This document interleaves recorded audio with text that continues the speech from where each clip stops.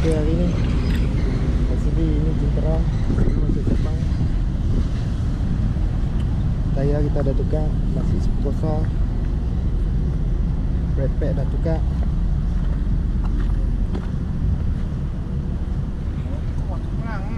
Ha? Mogok senang. Mogok. Mogok ke ni? Ni bukan mogok apa, ni grip. Dekat. Kalau abang konon ni lagi kalau laju lagi dia macam ni kat sini. Tak elok apa, macam ni lah. Orang mau tayar macam ni. Mau grip. Ni motor ayah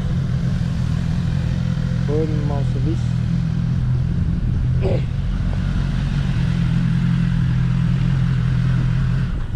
Ini tu pasal sudah masuk. Bye. Sorry, suara tak ada sikit.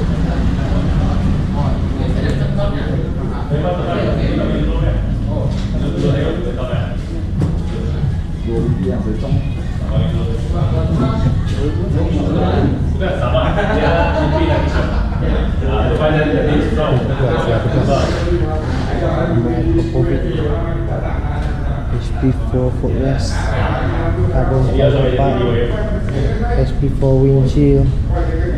Terbaik.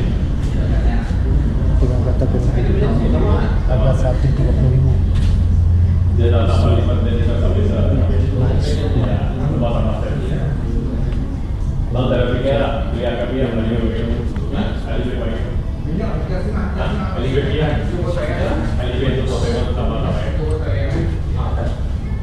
Cuma tahu aja sekarang 195 tahu. 30 rosot. Katalah itu tadi macam ni memang lebih baik yo. So you November sampai tambah bayar. Lai dekat. Sini ada cong motor dan sana ada cong kosaki. Ini soal ya, dari sini Pergi dah sambung.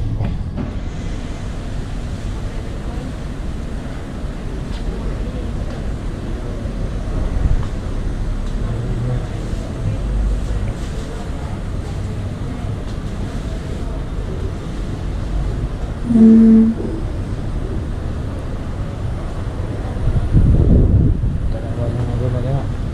Kejap.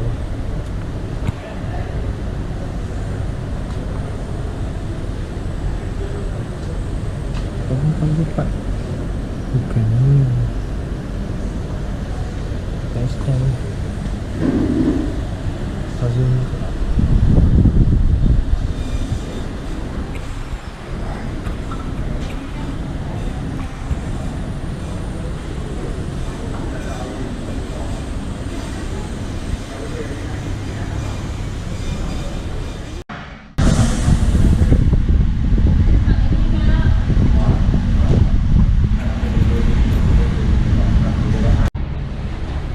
Tadi siap gerak, gerak. Apa tu? Tadi siap gerak. Tadi kata apa? Kanan. Jangan siap gerak, di gerak. Kita kasih opsinya. Tadi tu dah. Betul.